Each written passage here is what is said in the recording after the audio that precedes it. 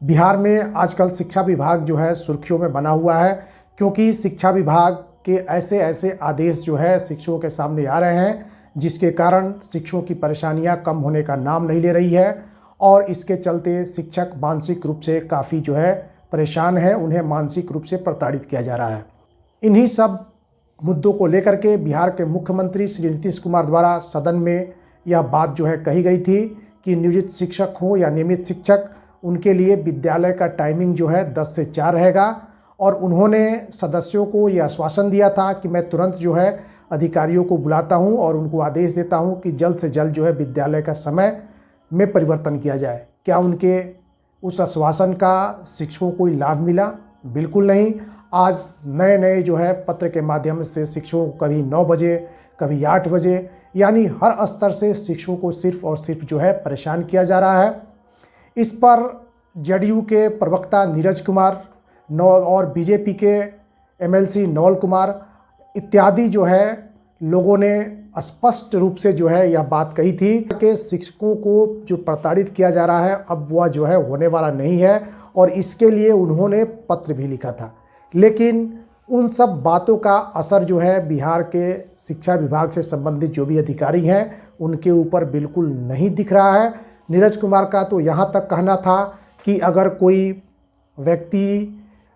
कोई शिक्षा विभाग से जुड़ा व्यक्ति शिक्षक का जो है अटेंडेंस 10 बजे के पहले काट देता है तो उसको जो है सख्त से सख्त जो है उसके ऊपर कार्रवाई की जाएगी। तो आप सबने देखा, और मैं आपको ये वीडियो जो है एक बार और दिखाना चाहता हूँ। क्या उनके इस वादे को उनके अधिकारी जो है मानने के लिए तैयार हैं?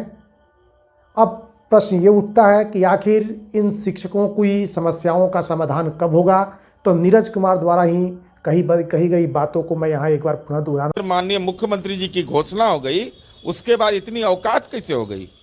कोई बीओ का और डीओ का क्यों हाजिरी काट देगा? संहिता खत्म होने दीजिए। आश्वासन समिति बैठी हुई है, उन तमाम पदाधिकारियों को बुला करके विधायिका की शक्ति का एहसास करा देंगे कि विधायिका में ताकत क्या है। शासन समिति को इतना अधिकार है कि आपको एहसास हो जाएगा, दंड जो निर्धारित होगा ना तो कोई बचाने वाला नहीं मिलेगा, न्यायपालिका भी आपको कोई राहत नहीं देगा। के निर्देश की अवहेलना कर करके वो तैयार रहें, अपना नौकरी के लिए अपनी नौकरी की चिंता जरूर करेंगे। बिहार के शिक्षा विभाग के अपर मुख्य सचिव के पाठक से इन दिनों शिक्षक नाराज हैं। बता दें कि वहीं चाहे वह सत्ता पक्ष हो या फिर विपक्ष, दोनों की ओर से जो है हमला बोला जा रहा है। लेकिन सवाल यह है कि मुख्यमंत्री नीतीश कुमार के बातों को क्यों अधिकारी अनसुना कर रहे हैं। और भी कई ऐसे विषय हैं। इस विषय पर बात करने के लिए हमारे साथ हैं जेडीयू के मुख्य प्रवक्ता, बिहार सरकार में पूर्व मंत्री, और इन्होंने भी मंत्री का जो है कार्यकाल देखा है। और अभी के वर्तमान में जो अभी स्थिति बनी हुई है शिक्षा विभाग का, कैसे देख रहे हैं, किस रूप में देख रहे हैं? विधान मंडल के अंदर माननीय मुख्यमंत्री हो अथवा सदन में कोई भी माननीय मंत्री परिषद के सदस्य हो, उनके द्वारा किए गए वायदे आश्वासन के रूप में तब्दील हो जाता है। कोई भी, जिसे मान लीजिए सड़क बनना है, और अगर माननीय मंत्री ने यह कह दिया इस वित्तीय वर्ष में सड़क बनेगा तो आश्वासन हो गया। और विधान मंडल में आश्वासन समिति होती है, अगर आप नहीं लागू करिएगा तो आश्वासन समिति को आपको बुलाने का अधिकार है, आप पर कार्रवाई करने का अधिकार है। ये विधान मंडल की कार्य संचालन नियमावली है। माननीय मुख्यमंत्री जी ने विधानसभा में स्पष्टता के साथ 2 बातें कही। एक कहा कि भाई हम लोग विद्यालय में 10 बजे के पहले 15 मिनट और 4 बजे के बाद, और कहा कि अगर कोई गड़बड़ करेंगे तो नपेंगे। ये दोनों चीज़ें वीडियो निकाल लीजिएगा।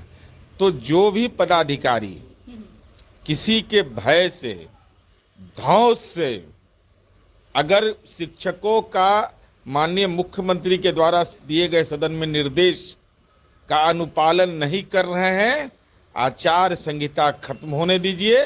आश्वासन समिति बैठी हुई है, उन तमाम पदाधिकारियों को बुला करके विधायिका की शक्ति का एहसास करा देंगे कि विधायिका में ताकत क्या होती है। अरे विधायिका का अपमान कर रहा है, सर पर बैताल चढ़ा हुआ है, जो भी पदाधिकारी गुनाह कर रहे हैं, मैं बार बार बोल रहा हूं, कार्य संचालन नियमावली पढ़ लीजिए विधानमंडल का, और पढ़ करके देख लीजिए कि सदन में कहा हुआ बात आश्वासन हो जाता है। सदन के अंदर आश्वासन समिति रहती है, और आश्वासन समिति को इतना अधिकार है कि आपको एहसास हो जाएगा, दंड जो निर्धारित होगा ना, तो कोई बचाने वाला नहीं मिलेगा, न्यायपालिका भी आपको कोई राहत नहीं देगा। पिछले दफे जब आपसे हमारी बात हुई थी तो आपने भी टाइमिंग को लेकर के कहा था, तब हमने फिर सर्वे करने का कोशिश उसमें यही चीज निकला कि जो अधिकारी हैं, जो उनके चापलूसी जो कहिए एक तरह से, वो जो करने वाले हैं, वीडियो डीओ कौन कौन होते हैं, वो सारे अधिकारी अपने दूत को बना करके 7:45 बजे ही भेज देते हैं स्कूलों में, और अगर 7:45 बजे तक शिक्षक अगर हाजिर नहीं रहें तो उनका जो उस दिन का जो वेतन रहता है वो काट दिया जाता है। देखिए, होली के दौरान होली की छुट्टी नहीं देकर करके ट्रेनिंग दिया गया 20,000 शिक्षकों को। बिल्कुल। हमने यह सवाल किया कि भाई शिक्षा विभाग के पदाधिकारी का छुट्टी क्यों नहीं रद्द करते हैं, तो बड़ा गहरा असर हुआ, शिक्षा विभाग के छुट्टी को रद्द कर दिया सब पदाधिकारियों को। अब ये लोग को तो मैंने क्या कहिए, आदेश जारी कर करके और किसको जिम्मेवार ठहरा रहे हैं। भाई 8, 9, 10 बजे से स्कूल है, 9:45 पे पहुंचना है, किसके इजाज़त से काट रहे हैं आप 8:30 बजे, 9 बजे हाजिरी, 9:30 बजे? कौन होते हैं आप? जब सदन के अंदर माननीय मुख्यमंत्री जी की घोषणा हो गई, उसके बाद इतनी औकात कैसे हो गई? कोई बीओ का और डीओ का क्यों हाजिरी काट देगा, विधायिका का अपमान कर देगा, तो लोकतंत्र बचेगा? विधायिका सर्वोच्च है, सदन में कहा गया आश्वासन, और आप क्या हैं? इतना भी जानकारी अगर जिला शिक्षा पदाधिकारी को और प्रखंड शिक्षा पदाधिकारी को नहीं है, तो जब विधायिका जब कानूनी रूप से जब आपका गर्दन पकड़ेगा तो उस समय बचाने का कोई पदाधिकारी नहीं आएगा, कोई नहीं बचा पाएगा। इतनी कड़ी कार्रवाई होगी ना कि आपको एहसास नहीं होगा कि डीओ से बीओ कैसे बना जाता है। दंड का कार्रवाई निर्धारित करने का अधिकार है विधायिका को। इसलिए धैर्य से रहिए, चैन से रहिए, और आचार संहिता खत्म होगा, उसके बाद ऐसा इलाज करेंगे कि डीओ और बीओ का जो लोग हाजिरी काट रहा है कि फरमान मानते हो ना, मुख्यमंत्री जी के फरमान का असर नहीं है और दूसरे के फरमान का असर है, तो वो बचाने के लिए आएंगे जरा, तो देखेंगे बचाएगा कौन, कौन बचाएगा ये लोग को। प्रूफ के तौर पे बहुत सारे हमारे पास वो सब कुछ है। हम लोगों ने पत्र लिख दिया है, हमने माननीय नवल यादव, माननीय संजीव जी ने पत्र लिखा है, सारे डीओ और बीओ को हमने भेजा है कि भाई ये है नियमावली, सदन के अंदर ये आश्वासन है, इसकी अवहेलना करना संविधान के साथ गलत कर रहे हैं। और मैं अब खुल करके बोल रहा हूँ कि आश्वासन समिति उन बिंदुओं पर विचार करेगी, जो भी पदाधिकारी हाजिरी काट रहे हैं मुख्यमंत्री के निर्देश की अवहेलना कर करके, वो तैयार रहें अपना नौकरी के लिए, अपनी नौकरी की चिंता जरूर करेंगे। क्या आप चिट्ठी के साथ साथ और भी आपने अपने आदमियों को भी लगाया है कि स्कूलों में क्या कुछ हो? बिल्कुल, हम लोग साक्ष्य जमा कर रहे हैं, साक्ष्य जमा हो रहा है, साक्ष्य तो फाइल तैयार हो गया है, अब बहुत तरह का साक्ष्य है, एहसास हो जाएगा कि विधायिका की ताकत क्या होती है।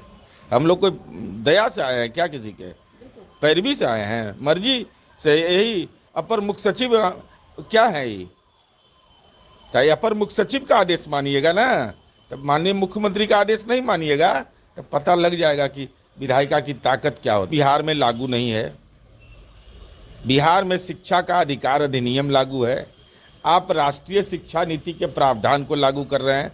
इतना ज्ञान भी अगर नहीं है तो कौन मदद करेगा?